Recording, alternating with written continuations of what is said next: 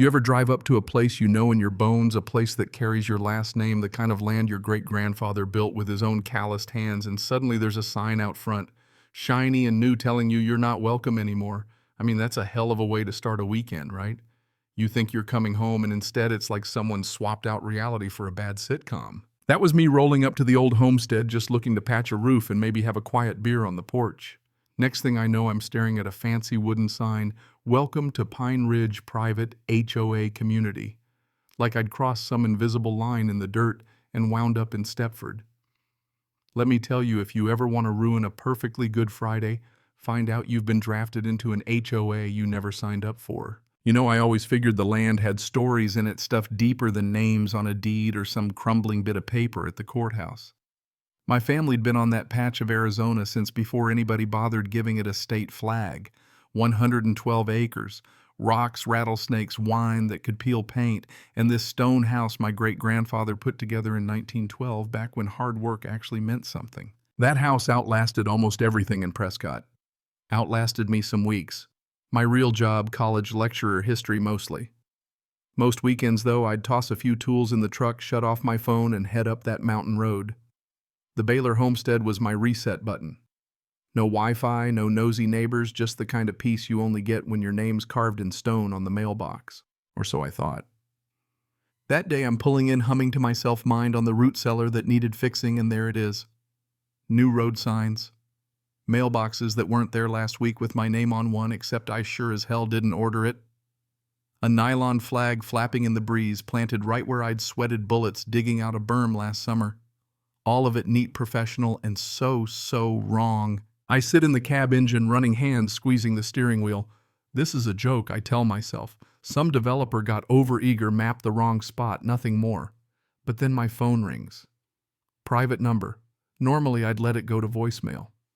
That day I pick up. Mr. Baylor, lady on the other end, clipped, polished. Voice like a realtor who practices smiling at herself in the mirror. She introduces herself as Karen Langford, president of Pine Ridge HOA. Says she just wanted to clarify a few details. I laugh. I really do. I tell her, ma'am, my family's owned this land for over a century.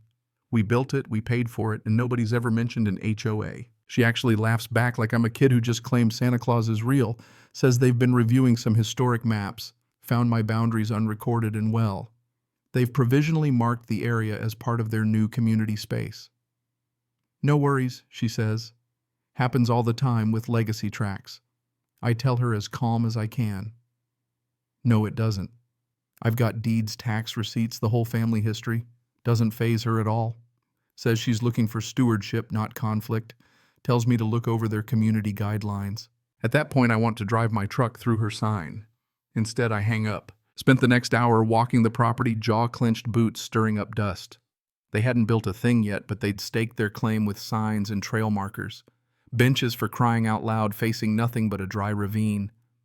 It was all symbolic, but sometimes symbolism is all it takes to start a war. Night fell. I ripped up their flag, tossed it in the fire pit, but left the big sign standing. Wanted them to see it first thing when they came back. Deep down, I knew this was only round one. Next Friday, I come up ready to fix the barn. Didn't even make it up the road. There's a steel gate now. Fresh concrete posts. Keypad. Another sign, private road access restricted. Pine Ridge HOA enforcement. No phone number, no emergency info. Just a red light blinking at me like the world's most obnoxious taunt. I call the county. Wait forever on hold. Walk the road, see tire tracks from heavy trucks. When someone finally answers, they tell me, that road's under Pine Ridge Estates management now. Temporary stewardship. I damn near dropped the phone. They filed paperwork, got a county official to agree my own driveway listed as a disputed easement. The woman on the phone even says, "Oh, I think I've seen your file," like that's supposed to comfort me. So I do what any stubborn mule would do, park the truck, hike the 2 miles over the ridge. Got my camera flashlight thermos. I'm ready to document every scrap of this madness. At the house, I find the real punch to the gut, a bright orange sticker slapped on the door. Notice of occupancy suspension, HOA enforcement.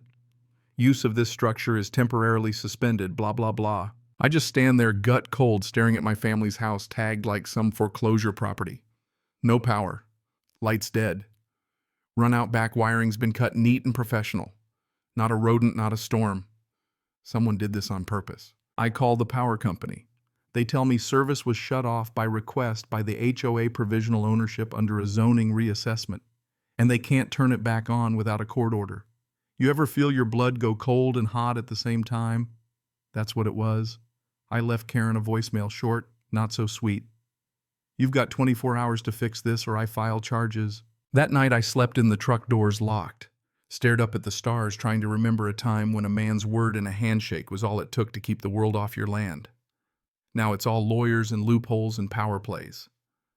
And here's the thing, I wasn't about to let my family's legacy get stolen by a committee with a laser printer. First thing in the morning, I hit the county records office. Coffee in one hand, microfilm scanner under my nose, I dug up everything I could. Old land patents, original maps, handwritten notes from the Homestead Act days. My name, my grandfather's name, dates, signatures, every box checked, every bill paid, every inch ours. Not disputed, not provisionally managed. Ours. Roberta, the archivist, helps me, says I'm not the first this has happened to. That gets my hackles up. Seems HOAs have gotten bolder ever since a new county charter passed. I don't say much. I don't have to. By the time I walk out, I'm carrying proof enough to bury them. Next stop, lawyer's office. Susan Lerner, silver braid, steel backbone. She doesn't mess around. Drafts a restraining order before I've finished my second cup of coffee. Files suit for trespass, fraud, interference, and just about every other legal term you can throw at someone who's tried to pull a fast one. Arranges to serve the papers at the HOA's office, which, by the way, is just a trailer down by the new development. And then as I'm leaving, Susan gets a call. She puts it on speaker. Karen's on the line, all sugar and no substance. Susan shuts her down cold, tells her to direct all future contact through the law office. Karen tries to play the victim, says we're being aggressive. Susan doesn't flinch. The time for civility was 3 actions ago, she says. Call ends. That night, a sheriff's deputy shows up to document the gate, the power, the signs. Now it's official. The law's involved. And me. For the first time in a week, I feel like the tables might just be turning. Preliminary hearing, nothing flashy, just the start of the war. The judge is sharp all business.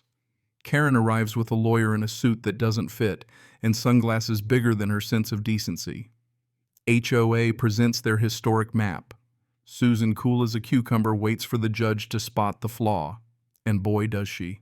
Turns out the map from 1948 features a pond that wasn't built until the 80s. The judge is not impressed.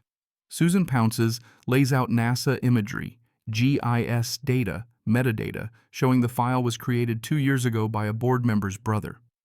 Judge is furious. Orders all HOA documents for independent review. If they try anything else, they're in contempt. Here's the twist. You know, there's always a twist. Some guy on the inside. Drew leaks us a whole bunch of internal HOA emails.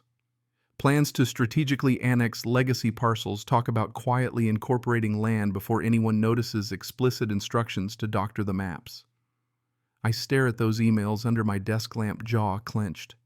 It wasn't an accident. It was theft. Organized, planned, and personal.